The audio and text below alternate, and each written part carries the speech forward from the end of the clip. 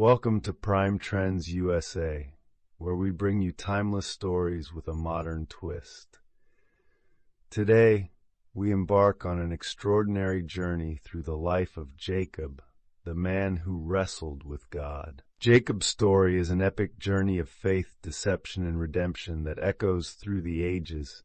In a world where cunning of triumphs over integrity, Jacob's life confronts us with uncomfortable truths about human nature and the divine plan. Have you ever wondered how God can use imperfect people to fulfill His purposes? Get ready for a narrative that will challenge your notions of justice and mercy as we explore the surprising origin of a chosen nation.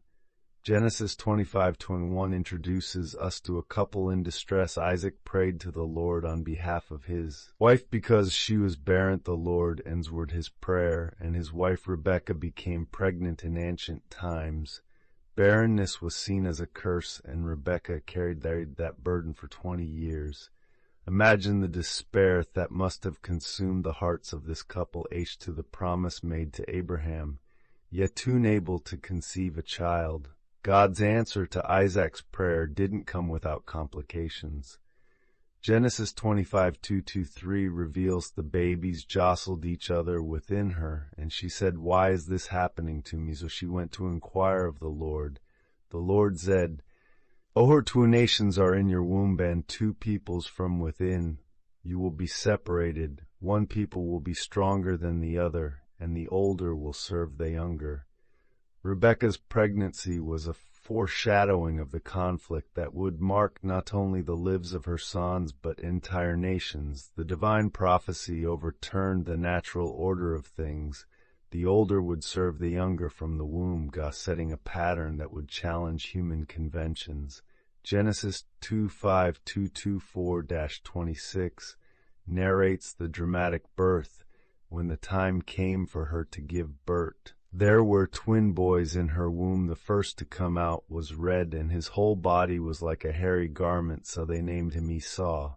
After this his brother came out with his hand grasping Esau's heels, so he was named Jacob. Isaac was 60 years old when Rebekah gave birth to them. The contrast between the twins was evident from birth. Esau, the firstborn, was red and hairy, characteristics that foreshadowed his rugged and impulsive nature. Jacob, on the other hand, was born clutching his brother's heel, a gesture prophetic of his cunning and determined personality. As he boys grew, their differences became more pronounced. Genesis 25:27-28 describes the boys grew up, and Esau became a skillful hunter, a man of the open country, while Jacob was content to stay at home among the tents. Isaac, who had asked for wild game, loved Esau, but Rebekah loved Jacob. Esau became a man of the field, skilled in hunting, embodying the masculine ideal of the time. In contrast, Jacob was quiet and domestic, preferring the life of the home. This division of personalities was reflected in their parents' preferences. Isaac favored while Rebekah preferred Jacob. Parental favoritism sowed the seeds of discord that would later flourish, offering a timeless lesson about the dangers of treating children unequally. The turning point in the brothers' youth came with a seemingly trivial incident that had profound consequences.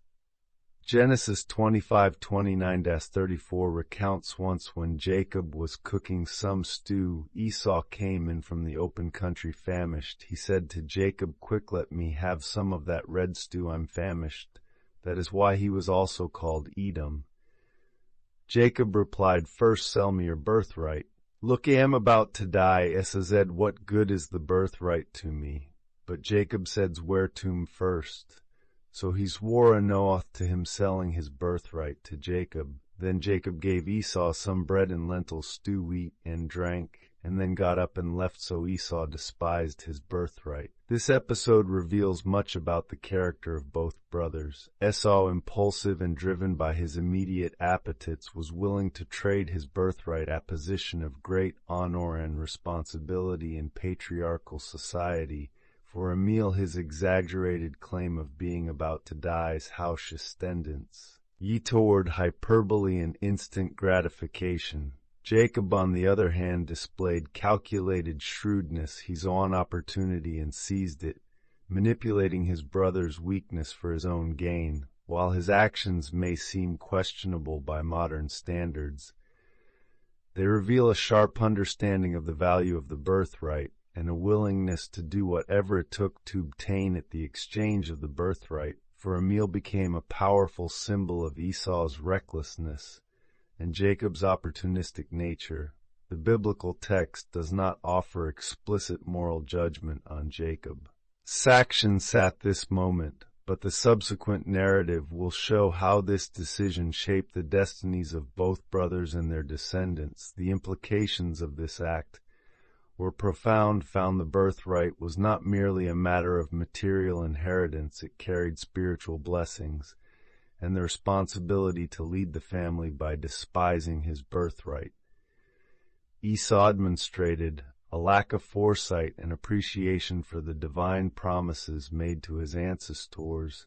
For Jacob, acquiring the birthright was only the first step in his journey to becoming the heir of God's promises. Though his methods were questionable, his determination to secure divine blessings would be a recurring theme in his life. This episode sets the stage for the future events in Jacob's life. His cunning and determination would lead him to great heights, but also place him in situations of conflict and danger. Jacob's story reminds us that God can use even our flaws and imperfections to fulfill his greater purposes. Genesis 27-14 takes us to a crucial moment in Isaac's life. When Isaac was old and almost blind, he called for his older son Esau and said, "My son." His father answered. Isaac said, "I am old and don't know the day of my death. Now take your weapons, your bow and your quiver, and go out to the field to hunt game for me. Prepare for me the delicious food, a love, and bring it to me to eat, so that it may bless you before eating." Isaac's old age and blindness created a scene of urgency and vulnerability. Aware of his mortality, he wanted to fulfill his paternal duty to bless his firstborn before leaving this world.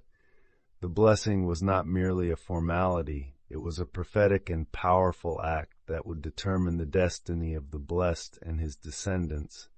Isaac's plan to bless Esau reveals his continued preference for the older son despite the sale of the birthright years earlier. Perhaps Isaac was unaware of the agreement between the brothers, so considered it invalid regardless his intention to bless.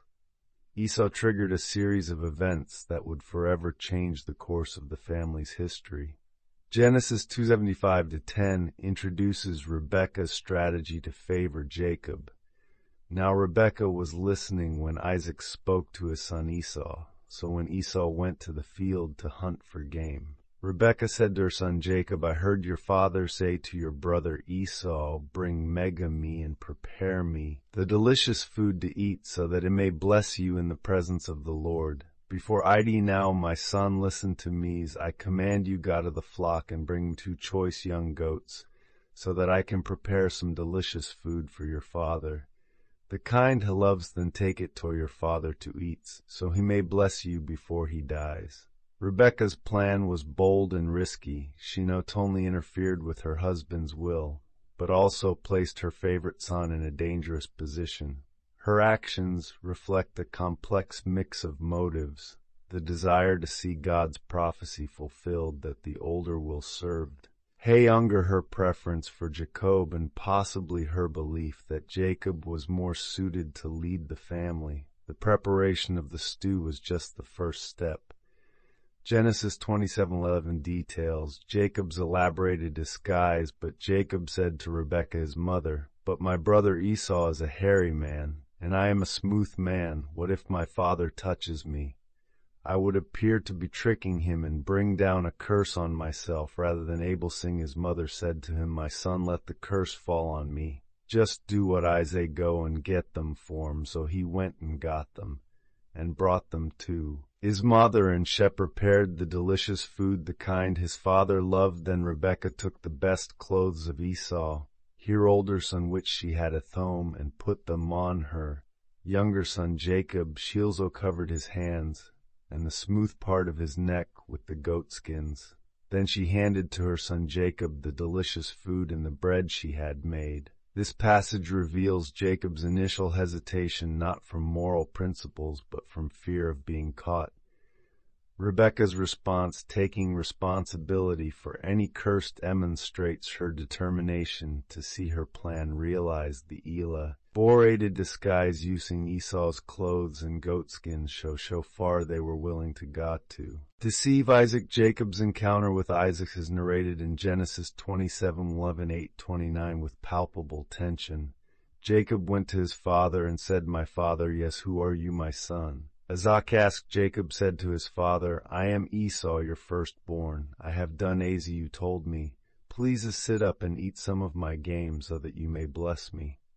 Isaac asked his son, "How did you find it so quickly, my son?" "The Lord your God gave me success here." Replied. Then Isaac said to Jacob, "Come near so I can't touch you, my son, to know whether you really are my son Esau or not." The scene is filled with suspense. Jacob repeatedly lies, even invoking God's name, lend credibility to his story. Isaac, suspicious, insists on touching his son. Genesis 27:22-23 continues. Jacob went close to his father Isaac, who touched him, and said, "The voice is the voice of Jacob, but the hands are the hands of Esau." He did not recognize him, for his hands were hairy like those of his brother Esau. So he blessed him. The test of touch reveals Isaac's internal conflict. This senses are Atad's touch says it's Esau, but the voice is Jacob's, yet trusting his sense of touch more than his hear. Isaac proceeds with the blessing given to Jacob, recorded in Genesis 27:27-29. Is welcome to Prime Trends USA, where we bring you timeless stories with a modern twist. Today we embark on an extraordinary journey through the life of Jacob, the man who wrestled with God.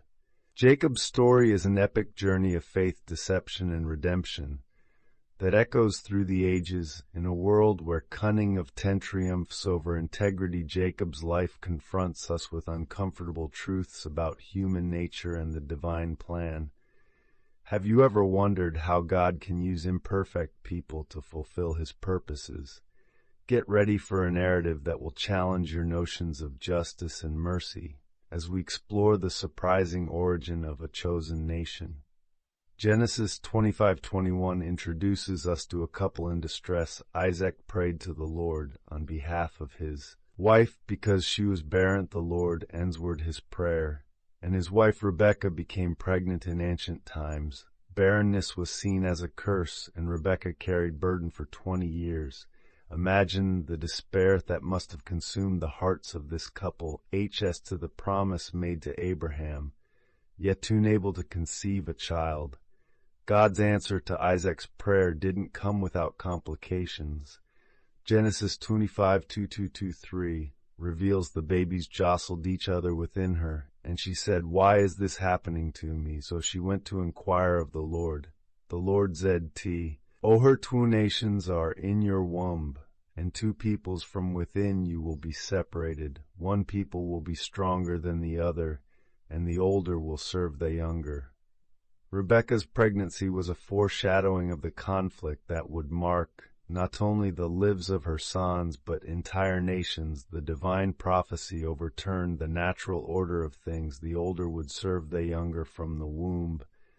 God was setting a pattern that would challenge human conventions. Genesis 25:24-26 narrates the dramatic birth. When the time came for her to give birth, there were twin boys in her womb. The first to come out was red, and his whole body was like a hairy garment, so they named him Esau. After this his brother came out with his hand grasping Esau's heels. He was named Jacob. Isaac was 60 years old when Rebekah gave birth to them. The contrast between the twins was evident from birth.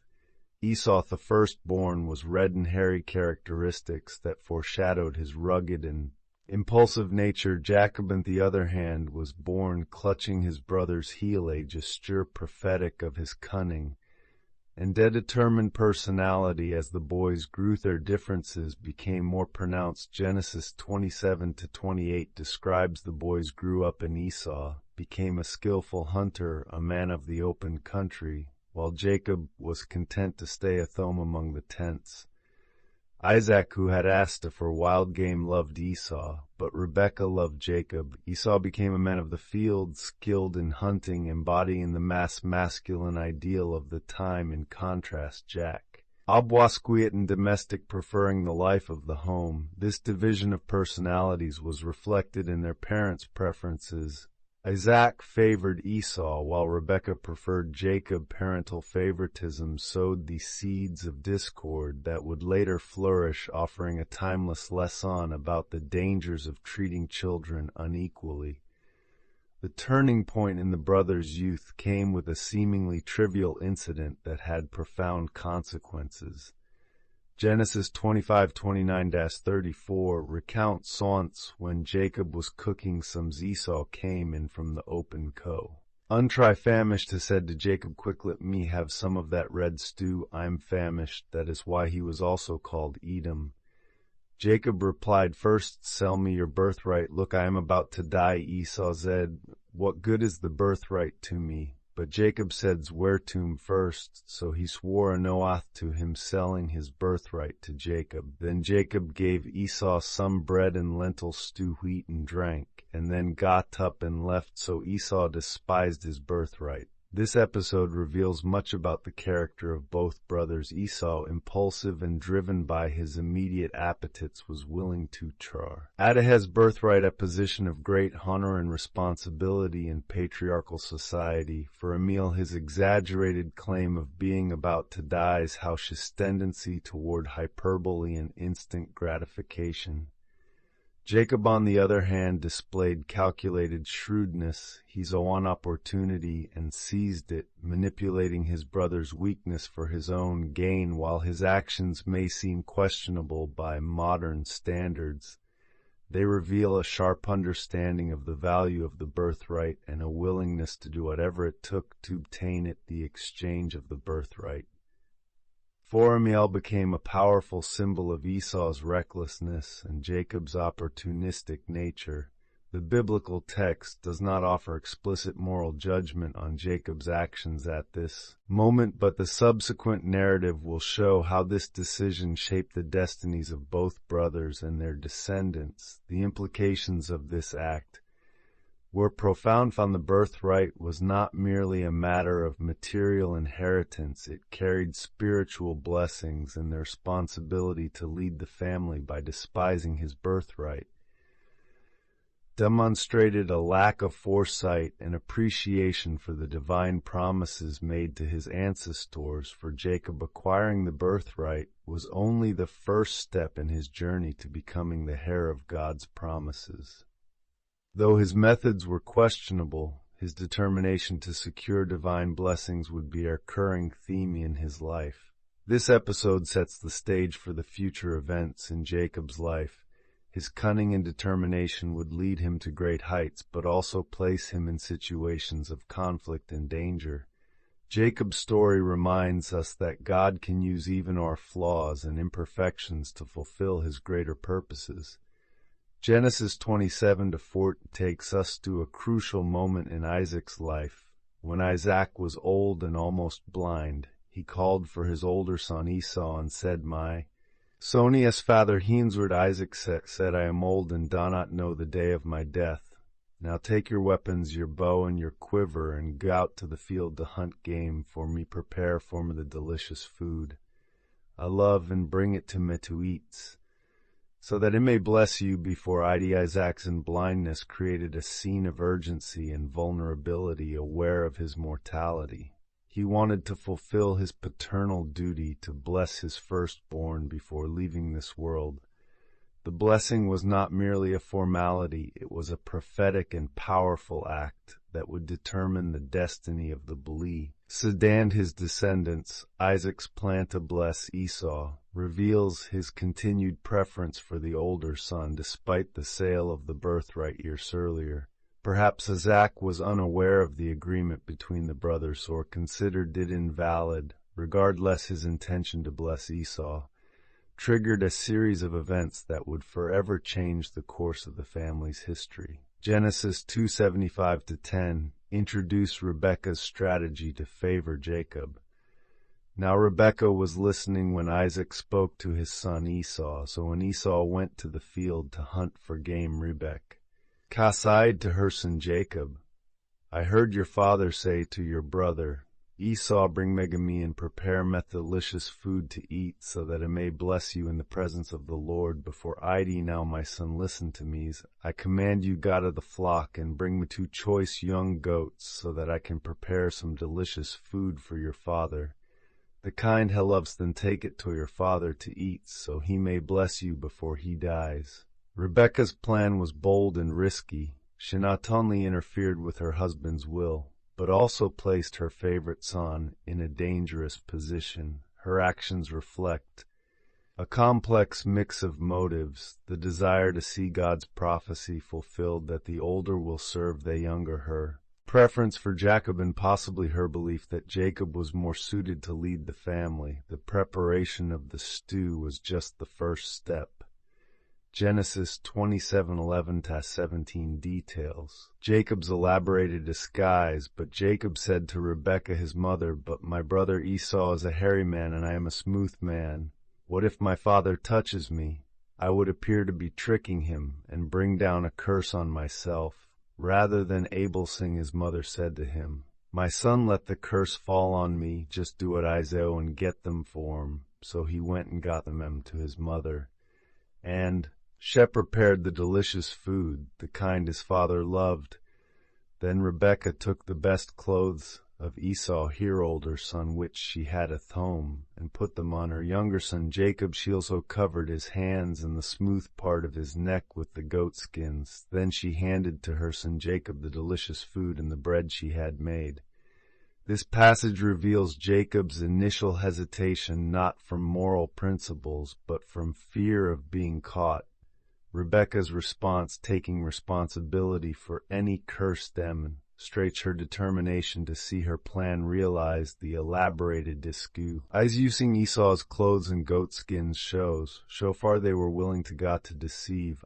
Jacob's encounter with Isaac is narrated in Genesis 27:8-29 with palpable tension.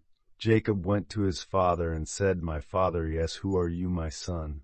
Isaac asked. Jacob said to his father, I am Esau, your firstborn. I have done as you told me. Please sit up and eat some of my game, so that you may bless me. Isaac asked his son, how did you find it so quickly, my son? The Lord, your God, gave me success here. He replied. Then Isaac said to Jacob, come near, so I can't touch you, my son, too. Know whether you really are my son Esau or not. The scene is filled with suspense. Jacob repeatedly lies, even invoking God's name to lend credibility to his story. Isaac, suspicious, insists on touching his son. Genesis 27:22-23 continues. Jacob went close to his father Isaac, who touched him and said, the voice is the voice of Jacob, but the hands are the hands of Esau. He did not recognize him, for his hands were hairy like those of his brother Esau. So he blessed him. The test of touch reveals Isaac's internal conflict. This senses are at Todd's touch says, it's Esau, but the voice is Jacob's, yet trusting his sense of touch more than his hearing. Isaac proceeds with the blessing given to Jacob recorded in Genesis 27:27-29 is powerful and comprehensive. Has smelled the smell of his clothes and blessed him, saying, the smell of my son is like the smell of a field that the Lord has blessed. May God give you of heaven's dew and of earth's richness, and abundance of grain and new wine. May nations serve you and peoples bow down to you. Be Lord over your brothers, and may the sons of your mother bow down to you. Cursed be those who curse you, and blessed be those who bless you. This blessing, rich in imagery and promises, encompasses material prosperity, political dominion, and a special spiritual status. Ironically, the blessing includes dominion over his brothers, echoing the prophecy given before the twins were born. Esau's return. and the discovery of the deception are narrated with dramatic intensity in Genesis 27:3-5. After Isaac finished blessing him and Jacob had scarcely left his father's presence, his brother Esau came in from hunting, had prepared some delicious food, and brought it to his father. Then he said to him, Father, sit up and eat some of my games, that you may bless me. His father Isaac asked him, Who are you? I am your firstborn, he answered. Isaac trembled violently and said, Who was it then that hunted game and brought it to me? I ate it just before you came, and I blessed him, and indeed he will be blessed. When at his father's words he burst out with a loud and bitter cry, and said to his father, Bless me to me, father. But has said your brother deceitfully, and took your blessing. Isaac's reaction, trembling violently, reveals the shock and horror of the disc. Over his declaration, and indeed he will be blessed, indicates his understanding that the blessing once spoken could not be revoked. It was a prophetic word, not merely a paternal wish.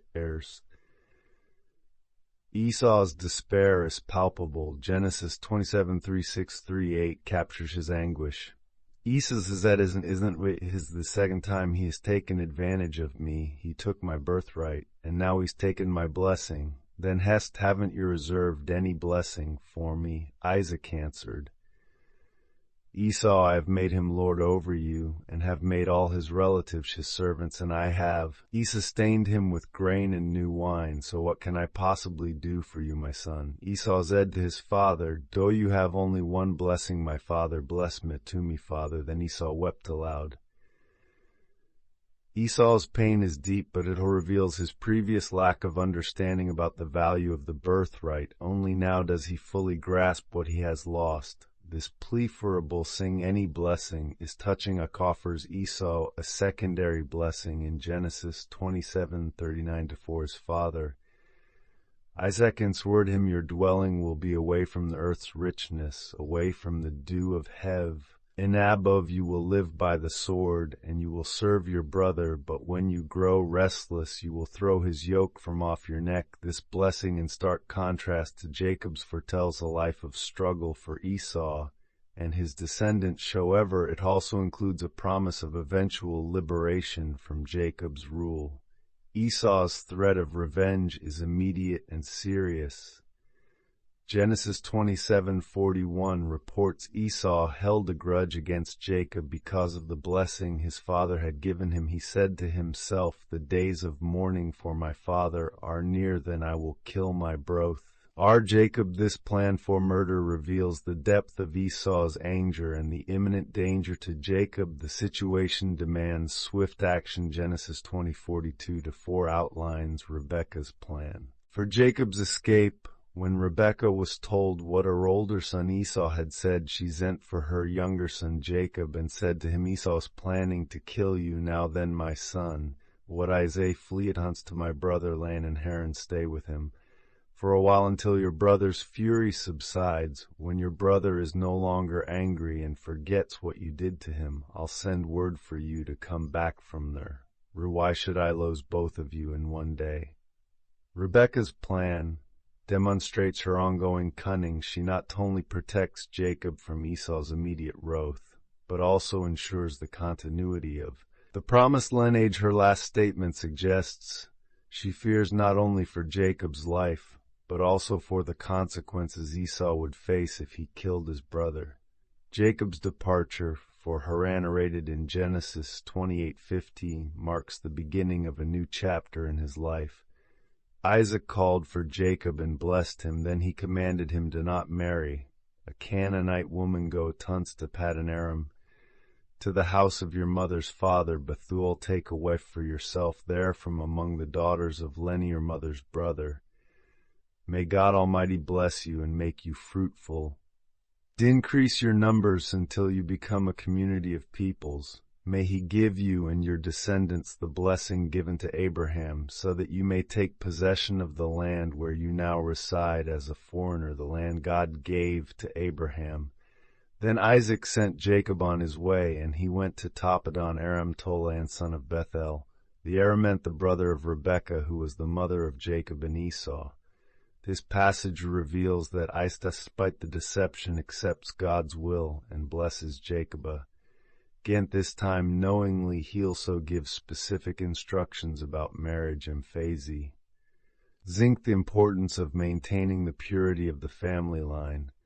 Thus Jacob departs, leaving behind a divine Ed family and an enraged brother. His journey is not just a physical escape, but the beginning of a spiritual transformation. The events that follow will shape his character and prepare him to become Israel, the father of the tribes.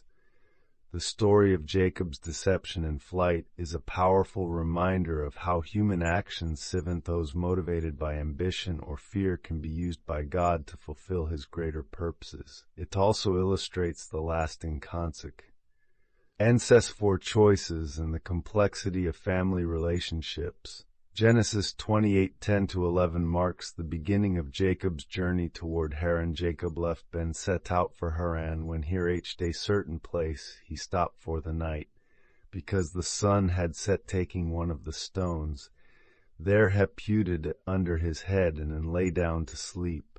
Imagine Jacob alone for the first time in his life, fleeing from home, sleeping out in the open, with only a stone for a pillow. It is at this moment of vulnerability that God chooses to reveal himself to Jacob in an extraordinary way. Genesis 28:12-15 describes Jacob's famous dream. He had a dream in which he saw a stairway resting on the earth with its top reaching to heaven, and the angels of God were ascending and descending on it. Above it stood the Lord. And he said, I am the Lord, the God of your father Abraham and the God of Isaac.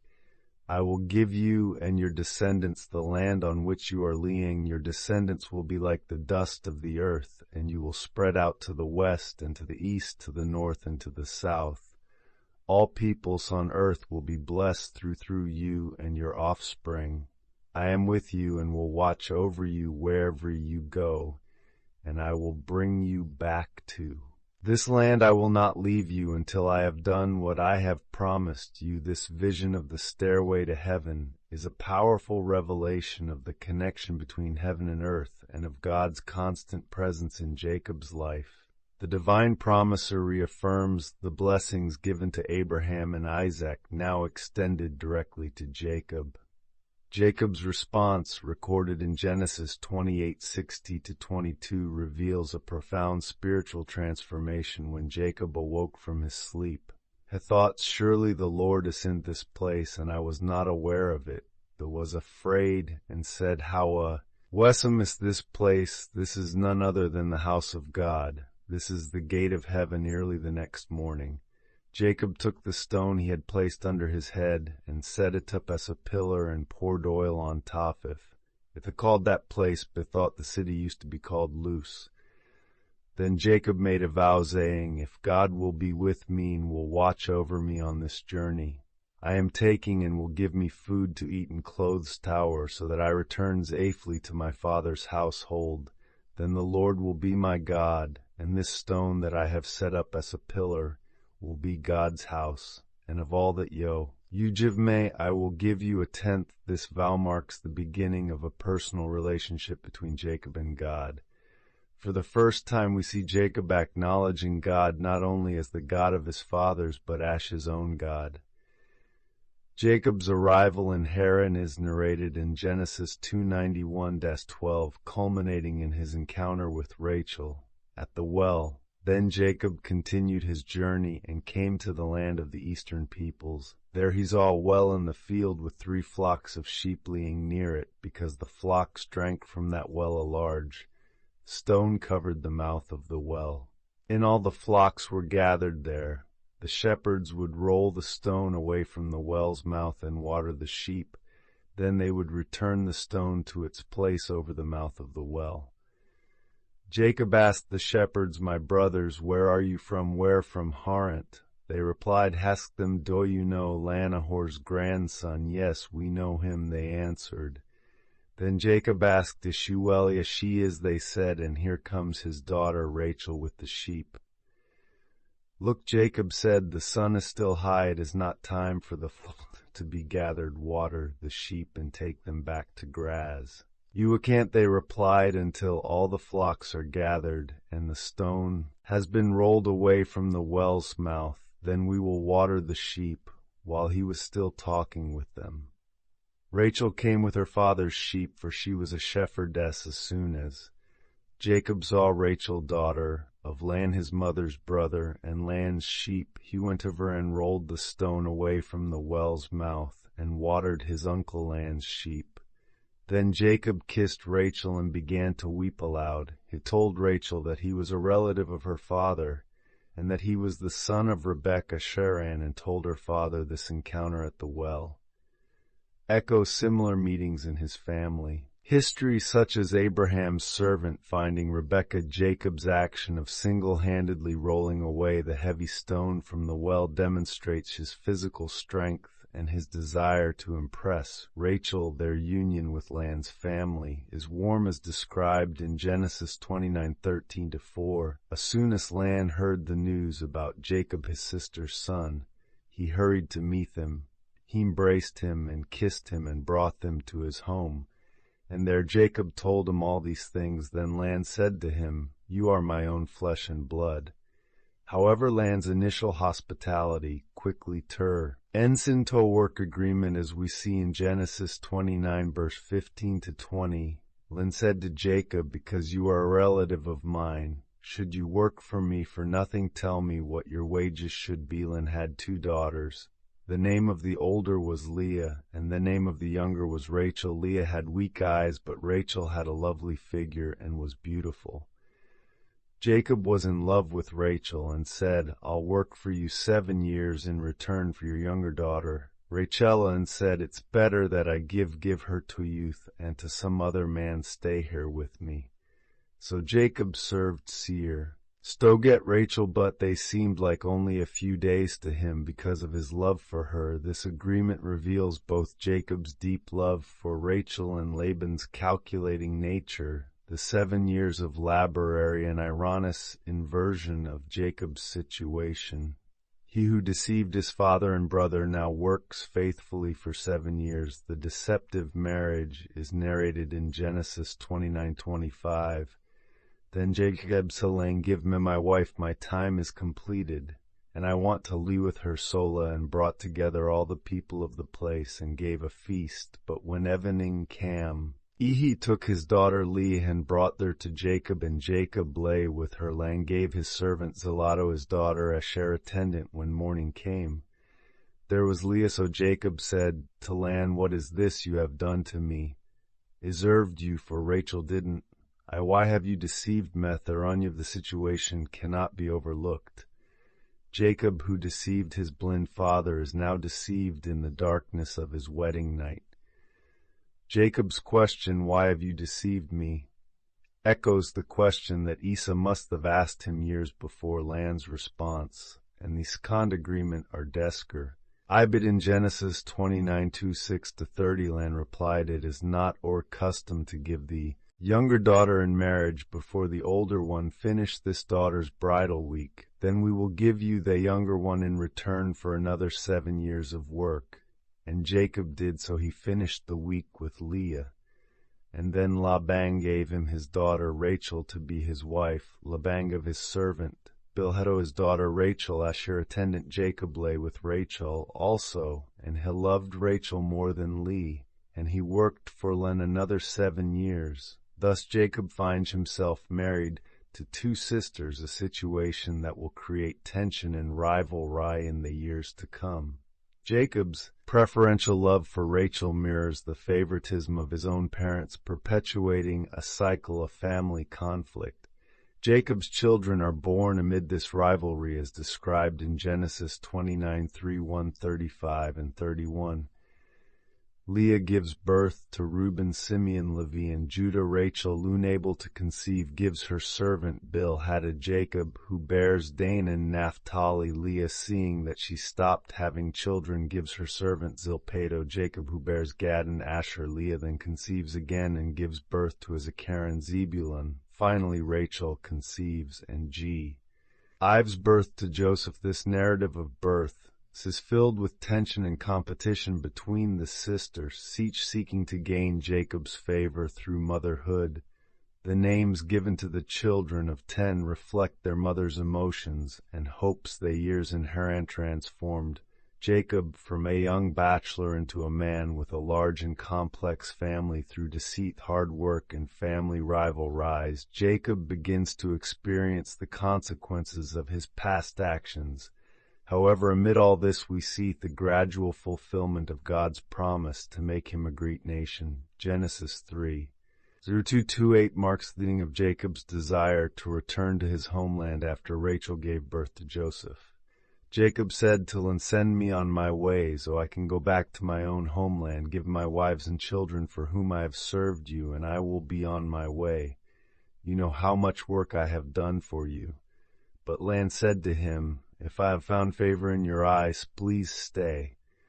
I have learned by divination that the Lord has blessed me because of you. Name your wages, and I will pay them." This passage reveals the tension between Jacob's desire to return and Laban's desire to pay. Ephraim, recognizing the blessings Jacob has brought, Jacob's prosperity as a shepherd is described in Genesis 3:9-3. Jacob proposes an apparently unfavorable deal for himself, asking only for the speckled and spotted animals from the flock. However, through a combination of selective breeding and possibly divine intervention, Jacob manages to significantly increase his wealth.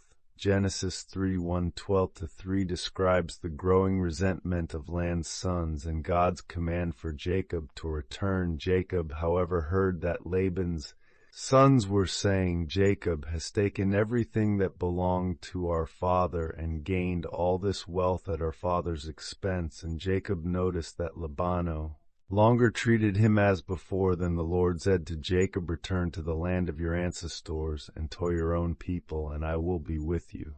The secret planning of the departure is narrated in Genesis 31:4-13, where Jacob explains the situation to Rachel and Leah, revealing a dream in which God instructed him to leave Jacob's wives, support his decision, acknowledging their father's unjust treatment. Genesis 31:1-7-21 describes the escape during the sheep shearing.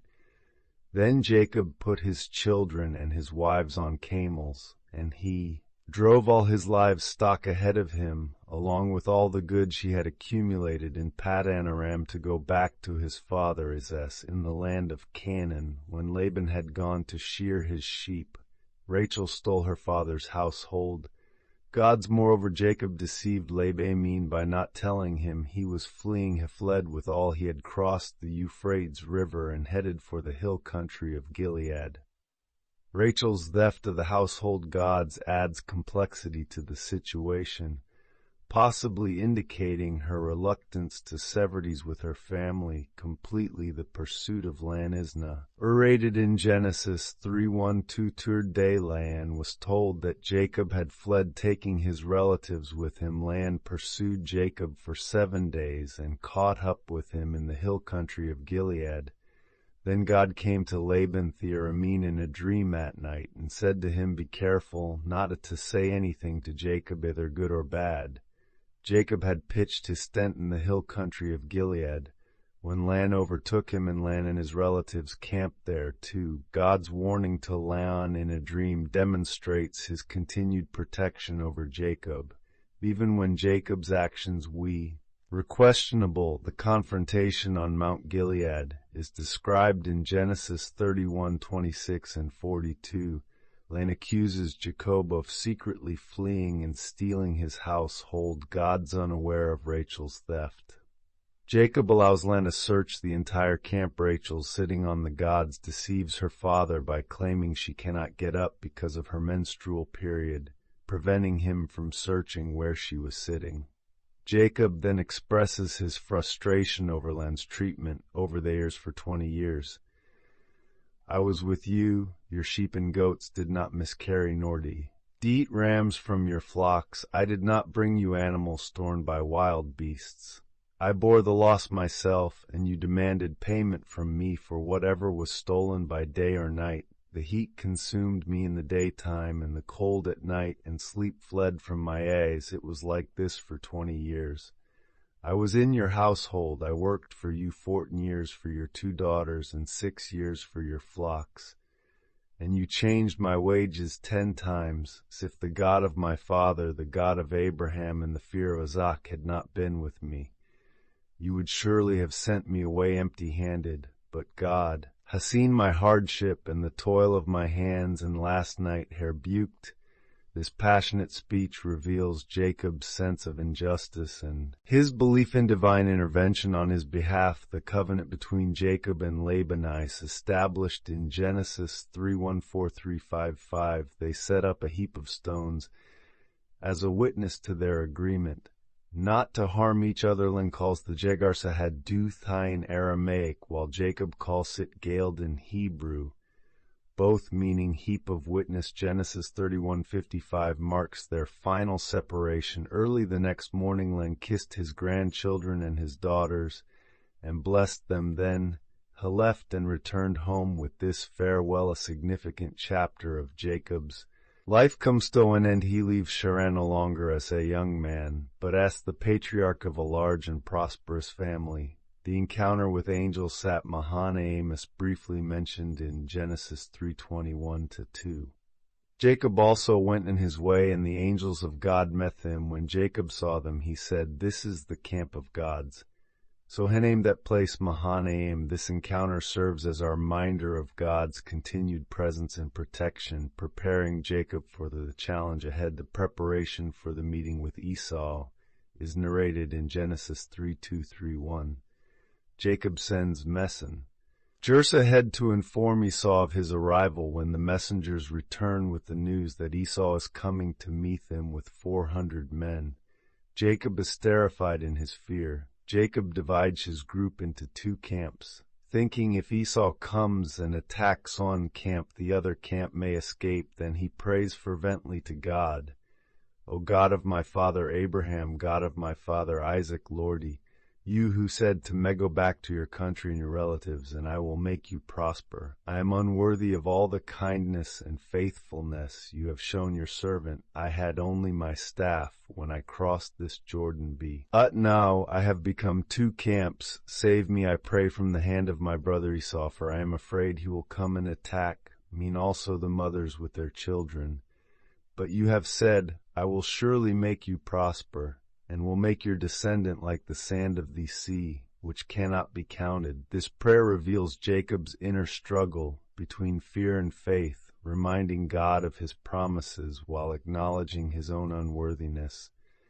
Jacob also prepares a substantial gift for Esau, sending it in separate groups ahead of him, hoping to appease his brother. Thus ends Jacob's preparation for the encounter he has dreaded for 20 years. The man who left this land as a fugitive now returns as a prosperous patriarch, still grappling with the consequences of his past actions and his faith in God. Genesis 32:2-3-2 narrates one of the most enigmatic and transformative episodes in Jacob's life, his struggle with the angel at Peniel that night.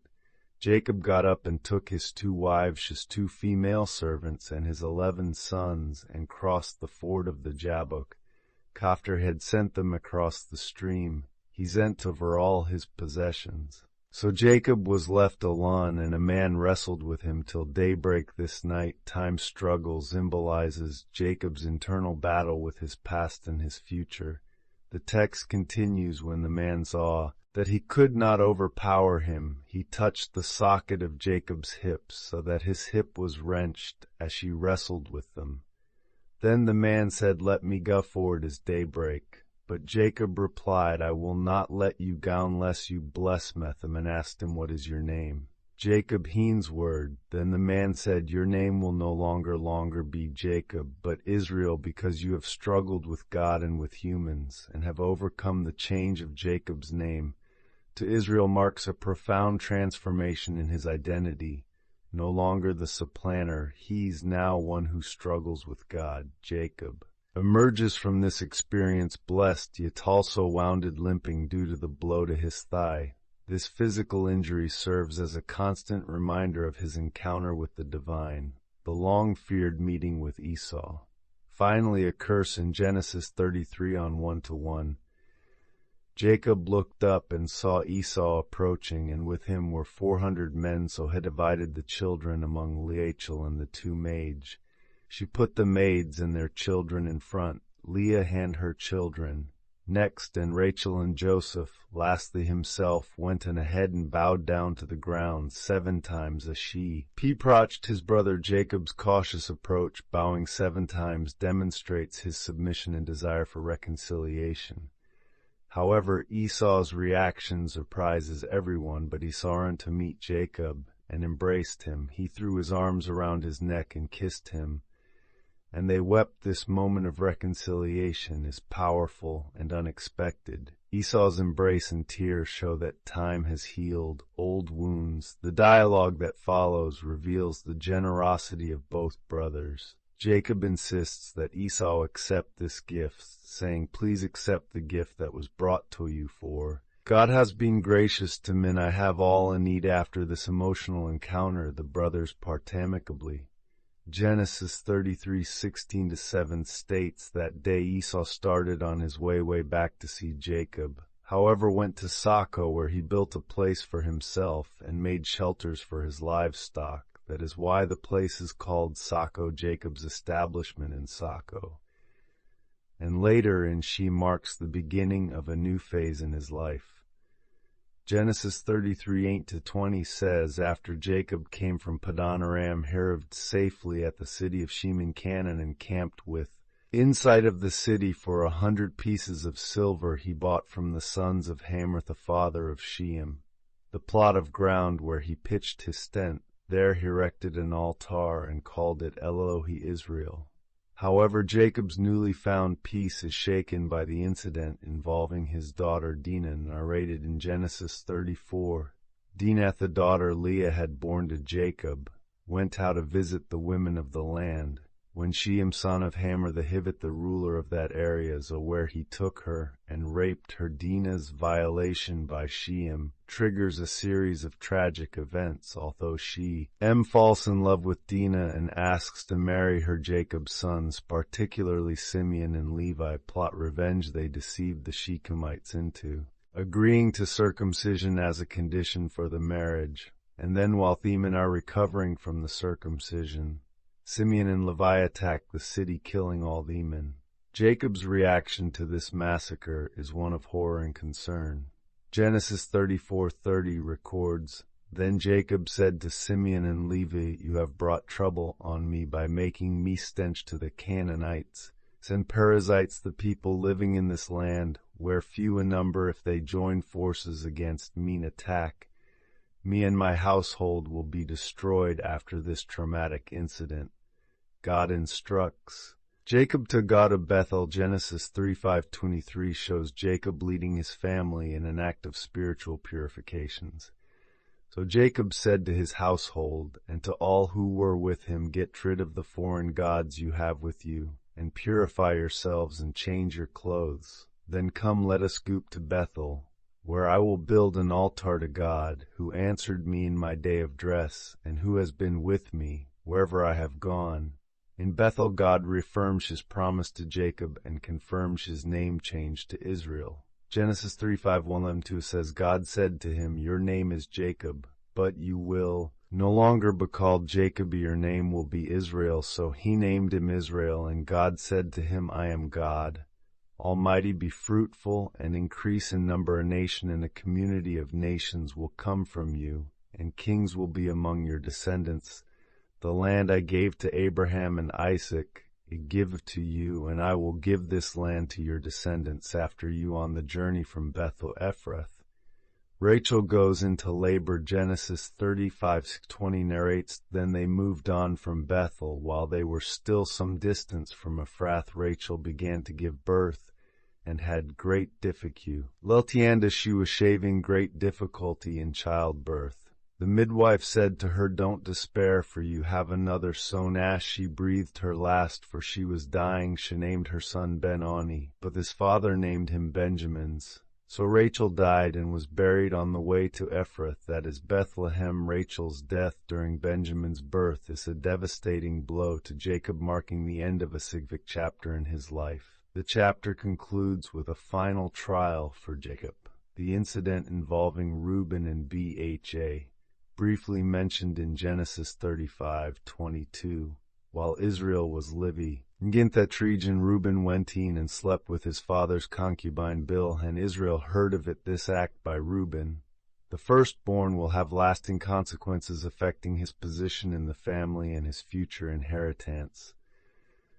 Thus this period in Jacob's life is marked by reconciliation and spiritual renewal, but also by personal and familial tragedies that continue to shape his character and the future of his lineage. Genesis 35:27 marks Jacob's return to his father's house. Jacob came home to his father Isaac in Mamre near Kiriath Arba, that is Hebron, where Abraham and Isaac had stayed. This return completes the cycle of Jacob's journey, bringing him back to his roots. The death and burial of Isaac here briefly narrated in Genesis 35:28-29. Isaac lived 180 years, then he breathed his last and died, and was gathered to his people, old and full of years, and his sons Esau and Jacob buried him. This moment of mourning briefly unites the brothers once again. The narrative then shifts to Joseph, Jacob's favorite son. Genesis 3:3-4 describes, now Israel loved Joseph more than any of his other sons, because he had been born to him in his old age, and he made an ornate robe for him. When his brothers saw that their father loved him more than any of them, they hated him, and could not speak a kind word to him. Jacob's favoritism toward Joseph echoes Jacob's own pastiche, his mother's favorite song, creating similar family tensions. The special coat of 10, translated as coat of many colors, becomes a tangible symbol of this favoritism. Joseph's dreams, narrated in Genesis 3:75-11, intensify his brother's jealousy.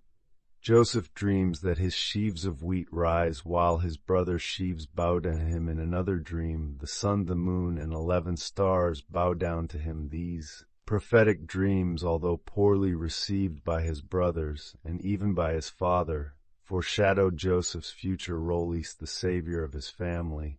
The sale of Joseph by his brothers is a dramatic turning point in the story.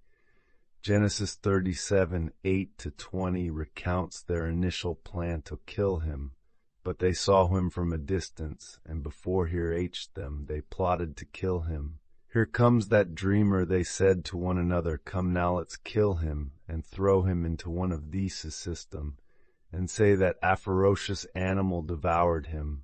Then we'll see what comes of his devour. Reuben's intervention, described in Genesis 37:2-2, saves Joseph's life. When Reuben heard this, he tried to rescue him from their hands, saying, "Let's not take his life," he said. "Don't shed any blood, throw him into this system here in the wilderness, but don't lay a hand on him." Reuben said this to rescue him from the man, take him back to his father. However, Judah's suggestion to sell him prevails.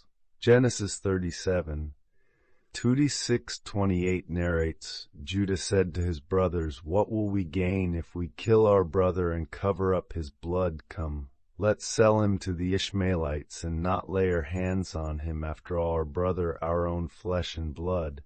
His brothers agreed. So when the Midianite merchants came by, his brothers pulled Joseph up out of the cistern and sold him for 20 shekels of silver to the Ishmaelites, who took him to Egypt.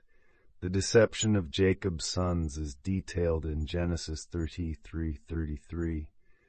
Then they got Joseph's robes, lofter to go it, dipped the robe in the blood. They took the ornate robe back to their father and said, "We found this, examine it to see whether it is your son's robe." He recognized it and said, "It is my son's robe. Some ferocious animal has devoured him. Joseph has surely been torn to pieces."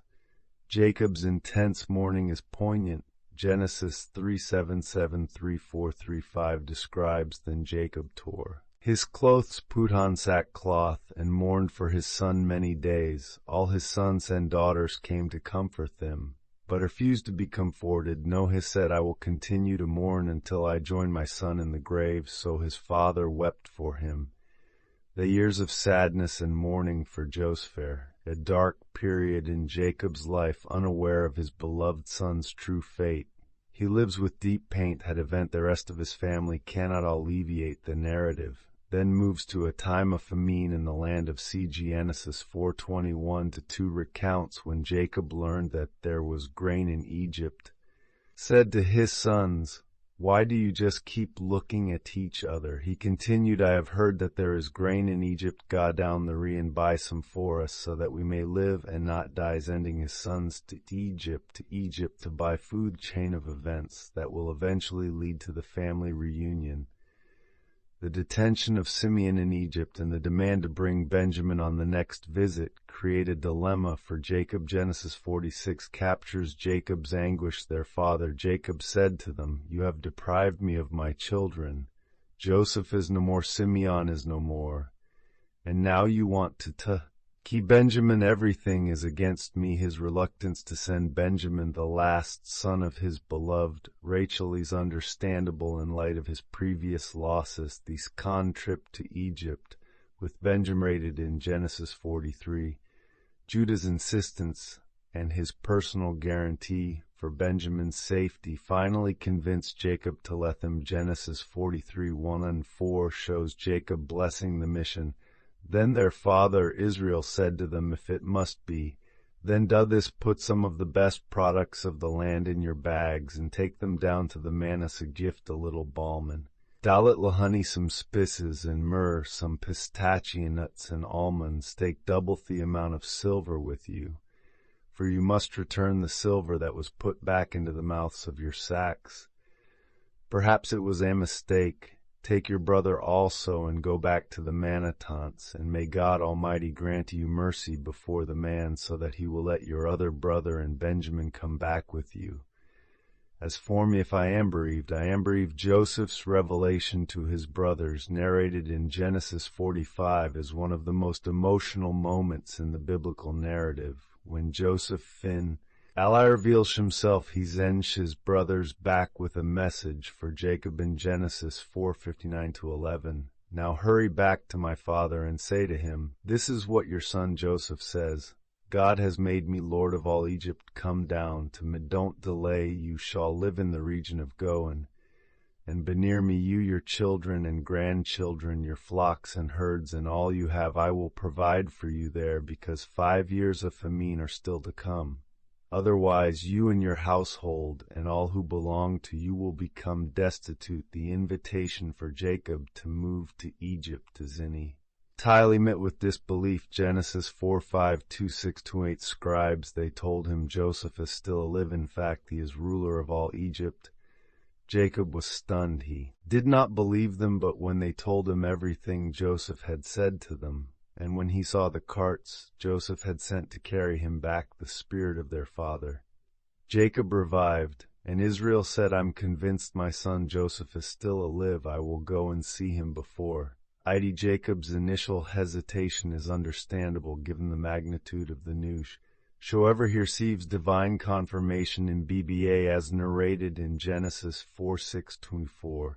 And God spoke to Israel in a vision at night, and said, Jacob, Jacob, here I am. Here replied, then God said, I am God, the God of your father. Do not be afraid to go down to Egypt, for I will make you into a great nation. There I will go down to Egypt with you, and I will surely bring you back again.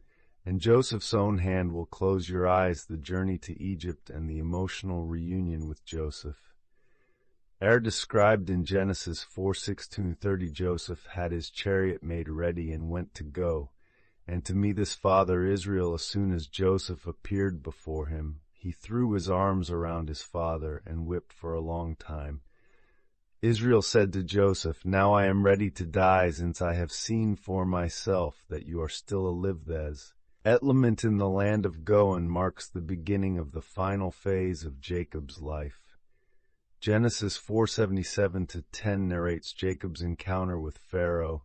Then Joseph brought his father Jacob in and presented him before Pharaoh. After Jacob blessed Pharaoh, Pharaoh asked him, "How old are you?" And Jacob said to Pharaoh, "The years of my pilgrimage are 130. My years have been few and difficult, and they don't equal the years of the pilgrimage of my fathers." Then Jacob blessed Pharaoh and went out from his presence the last 7 years of Jacob's life. Egypt were a time of relative peace and prosperity. Genesis 47:27-28 summarizes, "Now the Israelites settled in Egypt in the region of Go, and they acquired property there and were fruitful and increased greatly in number. Jacob lived in Egypt 7 years, and the years of his life were 147. Jacob's final blessings are recorded in Genesis 48 and 49. Hedops, Ephraim, and Manasseh, Joseph's sons, Ash's own, elevating them to the status of tribes in a reflection of his own story. Jacob crosses his hands as she blesses them, giving tea. Hey, Unger, Ephraim, the greater blessing. The prophecies for each of Jacob's 12 sons, narrated in Genesis 49, are rich in symbolism and meaning for Israel's future as a nation. Each son receives able sing, or in some cases Arbuk, that will shape the destiny of his tribe. Jacob's instructions for his burial are clear and emphatic. Genesis 49:2-9, 2-32 records.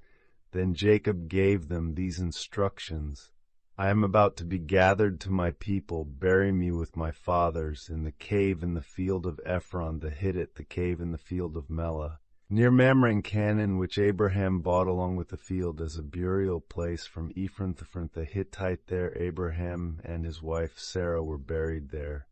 Isaac and his wife Rebekah were buried, and there Ari buried Leah." Jacob's death and the national mourning in Egypt are described in Genesis 4:9-5:3. When Jacob had finished giving instructions to his son, drew his feet up into the bed, breathed his last, and was gathered to his people, Joseph threw himself on his father and wept over him and kissed him. Then Joseph directed the physicians in his service to embalm his father Israel.